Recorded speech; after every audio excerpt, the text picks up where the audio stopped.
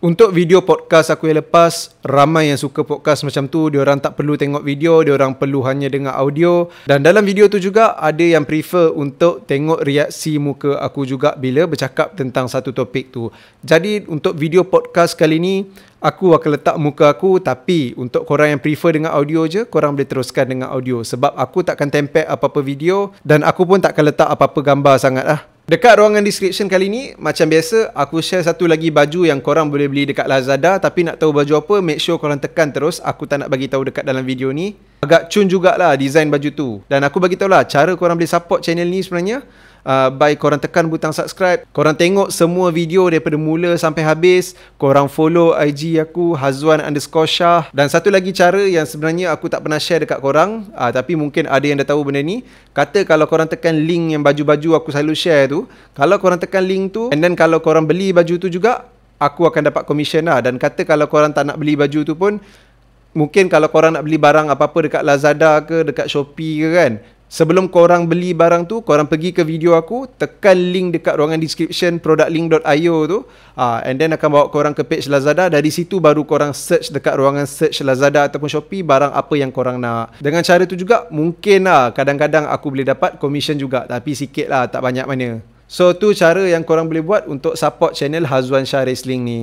So guys, video kali ni korang bersama lagi dengan aku, Hazwan Shah Bebe, hashtag bukan Zizan, hashtag Mr. Palatau in the bank. Dan dalam video kali ni, aku nak buat video pasal apa yang aku rasakan tentang Becky Lynch mengandung.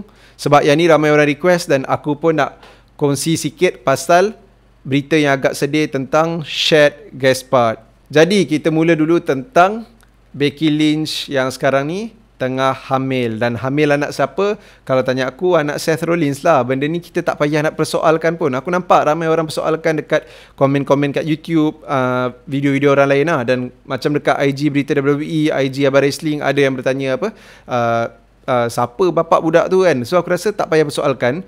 Benda tu bukan masalah kita, itu masalah diorang.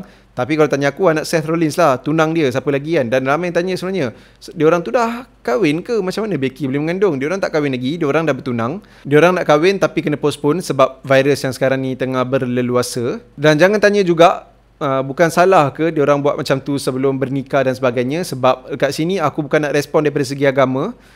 Yes, kalau agama kita memang apa yang dia buat tu salah lah, sebab kita tak boleh berzina sebelum bernikah. Tapi untuk agama diorang aku tak nak komen, sebab itu bukan tempat aku untuk nak komen lah. Apa yang aku nak cakap kat sini lebih kepada impact yang Becky dah buat kepada dunia wrestling tu sendiri lah. So bila Selasa pagi tu, aku ingat lagi time tu aku baru lepas sahur, aku ada tengok IG Abang Wrestling ke Berita WWE bagi tahu yang macam apa, Becky akan serahkan dia punya Raw Women Championship lah. So time tu aku ingat ada masalah injury time lawan Shayna Baszler dekat WrestleMania.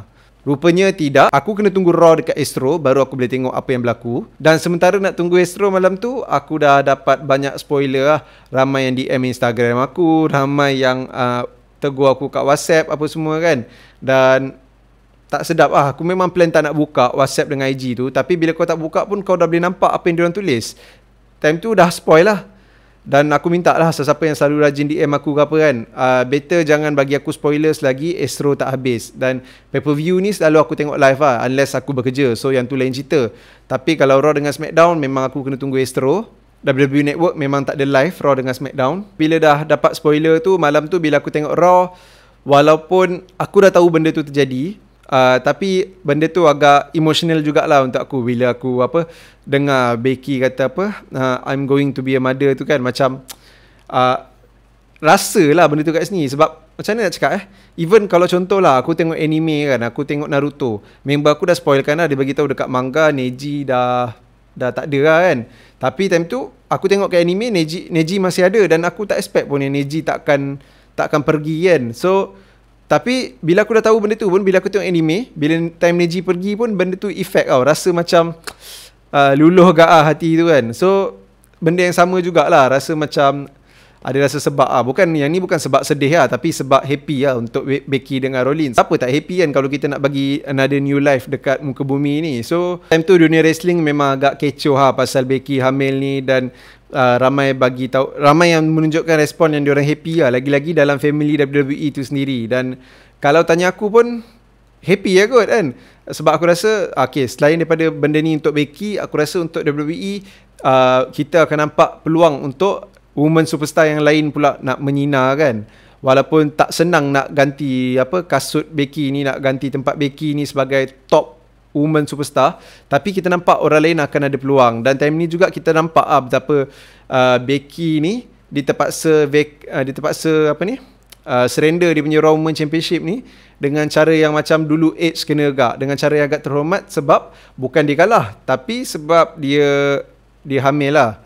So dekat sini macam aku rasa macam bila dia datang balik ada retribution story, dia boleh dapat balik dia punya championship. Dan sebenarnya aku dari dulu aku memang teringin nak tengok Becky lawan Ronda Rousey balik one on one, tak ada triple threat, tak ada fatal 4-way, dan aku nak ending yang lebih proper daripada WrestleMania, 2 WrestleMania yang lepas tu lah. Dan kata kalau aku yang booking benda ni, aku mungkin akan buat Ronda Rousey datang balik mungkin Ogos, September, Oktober, time-time nak SummerSlam tu, and then Ronda menang balik Raw Women's Championship, and then time Becky buat comeback, dia boleh ambil tali pinggang tu daripada Ronda Rousey. Dan aku harap sangat time tu match jadi best lah, which is sekarang ni kita pun tak tahu benda tu akan terjadi ke tak, sebab Ronda Rousey sekarang ni apa yang kita tahu, dia buat comeback ke tak 50-50, dan yang yakinnya dia tak akan buat comeback sebagai full time lah. So balik pada Becky tadi, situasi Becky aku rasa ramai akan menyinar lepas ni. Kita ada Nia Jax, kita ada Shayna Baszler, dan sekarang ni pun kita ada Asuka.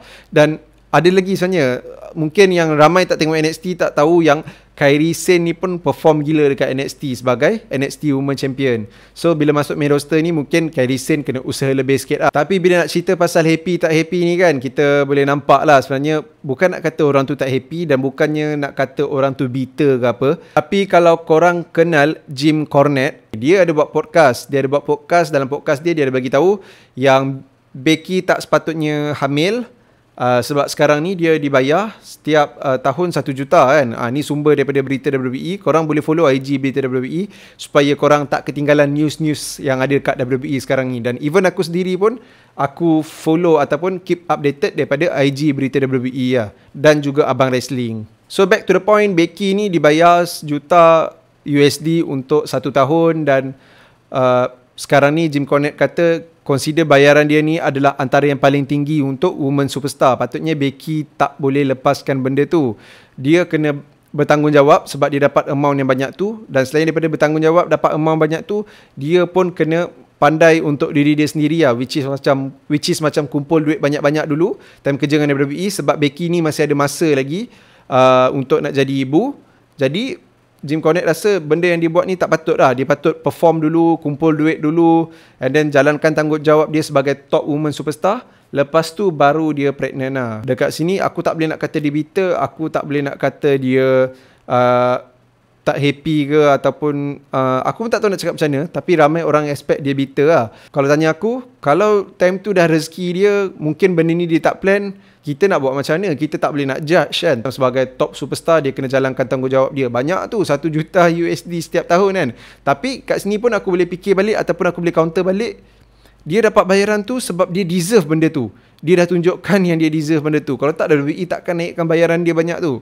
Kata kalau dia masih dalam level yang lama, mungkin bayaran dia tak sebanyak tu. Dan untuk kumpul duit banyak-banyak dulu bila kerja dengan WWE ni, bagi aku tak semua orang yang terlalu mengejar duit lah. Ramai orang yang lebih mengejarkan kebahagiaan. Dan even kata Becky plan ataupun tak plan benda ni, aku rasa dengan keputusan yang dia buat tu, aku nampak dia akan lebih bahagia lah. Even kalau korang tengok Seth Rollins dalam macam serabut ke apa kan, itu hanya lakonan lah, itu hanya scripted. Tapi ikutkan aku yakin Seth pun happy juga benda ni. Bila diorang nak kahwin ni, maksudnya diorang dah plan lah nak hidup sebagai family kan. Dan aku yakin bila diorang nak hidup sebagai satu family ni, confirm diorang target untuk forever kan. Benda ni adalah benda yang boleh happykan diorang. Tapi concern aku kat sini, aku rasa macam Jim Cornette cakap betul, adalah bila Becky datang balik lah, adakah dia akan dapat position yang sama macam dulu. Sebab benda ni aku ambil contoh macam Karma lah, ataupun ramai kenal dia sebagai Awesome Kong. Aku rasa macam lepas dia dah pregnant tu, dia dah tak sama macam dulu lagi dekat WWE. Tapi kat tempat lain ada jugalah yang appreciate dia, tapi still tak sama juga macam sebelum dia pregnant. So aku rasa mungkin benda ni akan efek untuk career long term lah. Even kalau Becky datang balik pun dia dah jadi ibu. Seberapa banyak mana masa yang dia boleh commit dekat WWE kan. Silap-silap kalau datang balik pun jadi part time. Contoh kita boleh tengok macam Brie Bella. Dan kalau korang kenal Raja Afif, ada follow Facebook Raja Afif, dia pun ada share benda yang sama juga boleh kata apa yang aku rasa pun hampir sama dengan dia, tapi dia pun ada tambah pendapat yang lain jugalah, which is macam contoh macam Finn Balor. Bila Finn Balor dah injured datang balik dah tak dapat spot yang dia patut dapat sebelum dia injured tu. So aku setuju juga dengan beberapa poin Raja Afif tu juga, sebab dia pun setuju dengan beberapa poin Jim Cornette tu juga. So dekat sini aku rasa kita tak boleh nak attack apa yang Jim Cornette cakap. Mungkin Jim Cornette cuba nak be very professional. Aku tak rasa dia bitter, dan aku tak nampak pun kenapa dia perlu bitter lah, sebab apa kena-mengena dengan dia kan. Aku happy for Becky, aku happy for Seth, dan aku pun happy ada orang lain yang dapat peluang untuk menyinar sebagai Raw Women Champion. Tapi sebagai seorang wrestling fans ke apa pun, aku risau jugalah career Becky untuk masa akan datang lah. Adakah dia akan jadi part time, kita dah tak dapat tengok dia full time, ataupun kita dah tak nampak tengok dia macam top superstar, ataupun kita akan nampak dia jadi macam Awesome Kong ataupun Karma ataupun Finn Balor yang macam Raja Afif cakap. Yang tu untuk aku ada rasa concern jugalah. Kata kalau benda tu adalah benda yang dia mungkin sebenarnya dah consider kira korbankan benda tu untuk masa akan datang. Okay, sekarang ni kita nak cerita pasal Shad Gaspard. Aku rasa ramai dah aware juga pasal news ni, sebab video ni direkod pada hari Selasa pukul 3 petang, dan news ni sebenarnya aku tengok pagi tadi dekat berita WWE juga, dan sebenarnya aku dapat news ni pun sebelum tu lagi. Bila aku tengok YouTube dan juga buka Google, aku perasan yang Shad Gaspard, salah seorang member daripada kumpulan Crime Time yang dulu ada dekat WWE ni, dia dilaporkan sekarang ni dilaporkan lemas lah, tapi tak tahulah masih hidup ataupun tidak, sebab masih tak dijumpai lagi badan dia. Dan aku tak tahu bila aku dah up video ni apa news yang akan kita terima. So just sekarang ni aku harap news yang baik-baik je lah kan. Siapa je tak nak news yang baik-baik. So aku just harap family Shad Gaspard dia tabah dengan news yang akan diterima. Dan macam aku cakap tadi, aku harap adalah news yang baik. Mungkin dia lemas tapi hanya mungkin tak sedarkan diri saja, dan dapat dia semoga dia berada dalam keadaan yang selamat lah kan. Untuk kita sebagai wrestling fans pun, benda ni pun agak menyedihkan, sebab aku dari dulu tunggu Crime Time untuk datang balik dekat WWE, buat comeback, and then itulah JTG dengan Shad dua-dua sekali kan, and then meriahkan lagi tag team division yang ada dekat Raw ataupun SmackDown. So aku just harap aku dapat tengok benda aku just harap aku dapat tengok lagi tag team Crime Time ni dekat WWE. So aku harap sangat Shad berada dalam keadaan selamat, walaupun dia sekarang tak dijumpai. Harapnya dia ada terdampar kat mana-mana kan. Tapi by the time kalau aku upload video ni tapi benda tu tak berlaku, sebab aku tak nak lah sekarang ni shoot bagi tahu kemungkinan dia dah ada ke tak ada lagi ke, sebab aku dan everyone else still hoping for the best lah. Semua harapkan yang terbaik, berita yang baik yang akan kita dapat. So kata kalau by the time aku upload kita dapat berita menyedihkan pun, aku tak nak address benda tu kat video kali ni lah, sebab aku just tak nak fikir negatif buat masa sekarang ni. Dan aku yakin sangat family dia pun tak nak fikir benda yang negatif, sebab benda untuk dia hilang, sebab news yang dia hilang sekarang ni pun benda yang agak berat untuk family dia kan. Bayangkan kalau family kita dapat tahu lemas, hilang, tak dapat jumpa, apa yang kita fikir? Kita mesti dah fikir macam-macam. So buat masa ni kita doa je yang baik-baik, walaupun dia tak seagama dengan kita ke apa ke, kita doa yang baik-baik, sebab nak tak nak dia adalah seorang manusia juga. Kita sepatutnya hormat each other, tak perlu nak kecam-kecam, tak perlu nak attack atas keputusan yang orang buat, benci pada perbuatan dia, tegur dengan berhikmah. Dan kata kalau korang tak suka ke apa ke, tak semestinya semua orang boleh sependapat dengan korang kan. So pasal tu aku rasa kita patut respect each other, walaupun berbeza pendapat, walaupun berbeza agama. Jadi kat sini kita doa yang baik-baik, semoga Shad berada dalam keadaan selamat, semoga beliau ditemui secepat mungkin. Dan itu je lah, baik-baik je lah. Dan sekarang ni pun kita tak boleh deny benda yang tengah berlaku dekat satu dunia sekarang ni. Ramai orang yang terkesan daripada segi pekerjaan, daripada segi kesihatan dan sebagainya. kita doa yang baik-baik juga untuk semua orang kat atas muka bumi ni. So Shad, I still hope that I can see Crime Time again in WWE. So please come back. Please be there for your family, especially for your son. Aku rindukan kumpulan Crime Time dan aku yakin ramai je wrestling fans kat sana memang teringin nak tengok Crime Time buat comeback kat WWE. Just harap yang kita boleh dapat tengok balik Crime Time dekat WWE. Aku ada seorang member kat sekolah, nama dia Ayoy. Kalau kat sekolah dulu kita orang ni macam, sebab kita orang dulu minat wrestling, kita orang ni macam kumpulan Crime Time Aku Shad dan dia JTG. Kenapa aku Shad? Sebab aku tinggi dan dia JTG sebab dia macam jongang-jongang sikit, lepas tu dia lagi rendahan. So kita orang kalau macam mana, kalau kita orang satu tim futsal, kalau dia score ke aku score ke, memang kita orang akan buat gaya Crime Time punya high five tu kan, yang dia orang buat ni ke bawah lepas tu patah balik ke atas tu.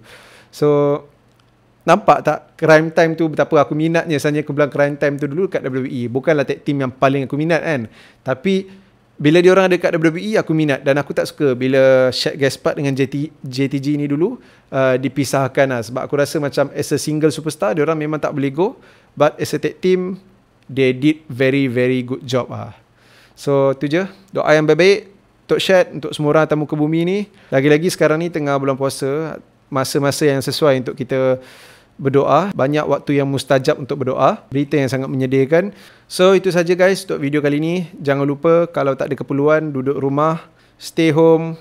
I'll see you guys again in the next video.